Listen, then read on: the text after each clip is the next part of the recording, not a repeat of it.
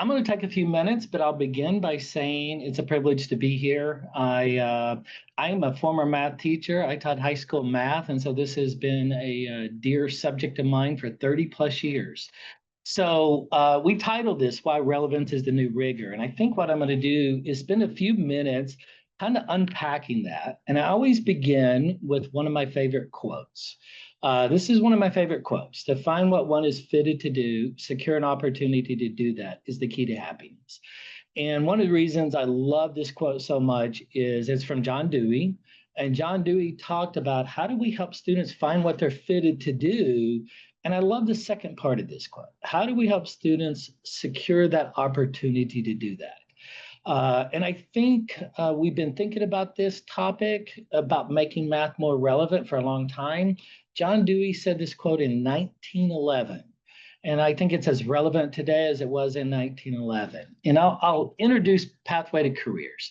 We believe when education becomes relevant, learners are fully engaged. And everything I'm going to talk about for the next few minutes is just how do we make things relevant for students? How do we get them fully engaged?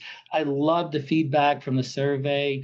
And almost everything people were writing in that chat is very close to what we believe, right? So let's dive in. I always say sometimes you see data and statistics. I always like to, let's put a face to it. As a former high school math teacher, I got a chance to interact with about 100 students a day. So let's assume this is our starting line. We've got 100 students. And what do we know, right, from research? Well, the first drop is we lose about 20% of those students in high school. By the way, almost 80% of the students say they drop out of high school because of the reluctance in math. So we know math is one of these issues that really challenges students, and people were talking about this attitude toward math. So we lose 1%. And when students go to college, about 56% of them graduate. Right. And I always talk about this, like, how are we helping all students, right? All students matter. And how do we help them on this journey? And one that I think is really important is our low income learners. Only 13% of those students earn a degree. And so, and if you think math as a gatekeeper, how do we change this? How do we start thinking about this as a kind of a measure and an outcome? And again, I'm going to paraphrase these, and we're going to share the slide deck at the end of this. 56% earn a degree, 13% of low-income students earn a degree. Employment, so when we think about the broader perspective that math is as a gatekeeper, college graduates, 41% of them are classified as underemployed, right? Which means they majored in something to where there are not a lot of high-paying jobs. And then 74% of our businesses complain there's this skills gap. And the way we think about it is, how do we step into this between education, employment, economic development, undergirded by equity issues? Are we doing it for the students that need it the most, right? And this was research that was done by ACT. I love this because sometimes I think you've got to really dive into the research. 89% of high school teachers said, hey, our kids are ready. Surveyed higher ed, 26% of students, 26% of higher ed said those students are ready coming into college, right? And we know from a readiness index that first year is really crucial to maintaining that graduation rate. I always say the second part of this is really interesting. 96% of higher ed said they have students ready for the workforce. Surveyed business, only 11% said they were. So we have this gap, right? And one of the things, obviously, it's in our title, Pathway to Careers. How do we step into this, especially into the topic of math? And I always say I'm a researcher at heart. So when students experience purpose, what does research say? And this was in the chat a few minutes ago. How do we help students see purpose in learning in math?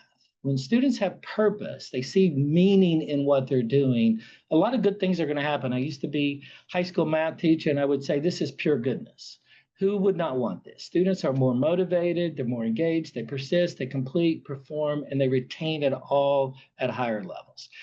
The goal is, how do we create purpose in that learning? I love the topics today and diving into word problems and the value of that, because once you give a student purpose, good things are going to happen.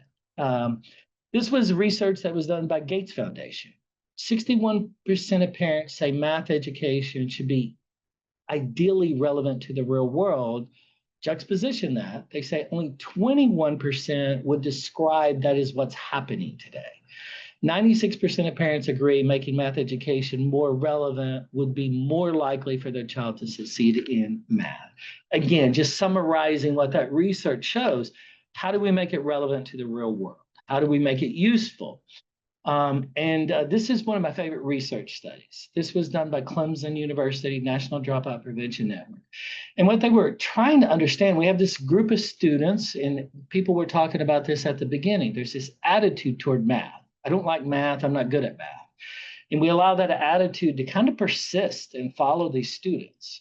And I very much agree with the sentiments that were said at the beginning. We got to change some attitudes here. We got to change the behavior toward the subject, right? And this research was looking at what is the best effect you can do. Get a student to believe they have a future via a career. You have an 81% effect size. And to me, when I looked at that research, I said, wow, that's amazing. Get a student to understand the relevancy of math, and you have a big effect size. When we keep it like in that abstract view, I saw a lot of comments about constructivist view, right?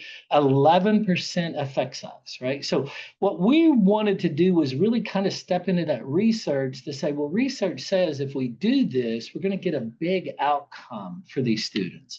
And one of the things I always say, sometimes we get, as a former math teacher and a math educator, I always think it's not about creating a better math problem, but how about we answer the question kids have been asking for about 100 years, right? When am I going to use this in the real world? Why do I have to learn this? I think all of us would agree, especially those of us that are in math, we've heard this. As a math teacher, I probably heard this every single day.